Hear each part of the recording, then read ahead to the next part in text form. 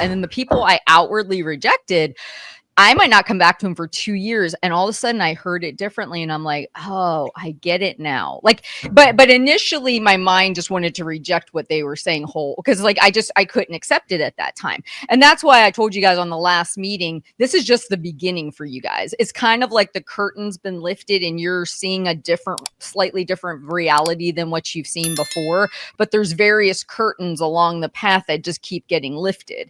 And that's the thing you really want to understand. But some people may never get even to this point. Like they just always believe the voice in their head. They just do the things. They stay stuck in habit loops. But then you at some point might recognize that this just doesn't seem right. I remember having this thought, and I don't know if you ever had this. How can I wake up in the morning so sure what I want for myself, but then some point in the day I do something so counterproductive to it, kind of like you and your values, right? Like, how can I be both people at the same time? I can't be. It's that Dr. Jekyll, Mr. Hyde thing. I can't be both people. So who am I really? And that question kind of prompted me to keep looking further into this, because it just didn't make any sense to me. Is that kind of how it sat for you too?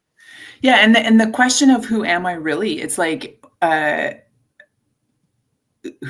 what action can I take right now that most resembles the person that I most want to be? Do you know what I mean? Mm-hmm. So it's been really helpful to have that separation of, am I really that self-destructive, immediate, instant gratification voice? Like, I don't think so. Yeah. And objectively, there's plenty of evidence that I'm capable of doing and achieving long-term goals. Do you know what I mean? So it's been really helpful to have more objectivity and these are things, it's funny because I saw something the other day that said, like, nobody teaches you adulting. Do you know what I mean? Yes. So this is one of the things where I was like, this is so helpful just in terms of adulting, of like having a little bit more objectivity, a little bit more self-awareness.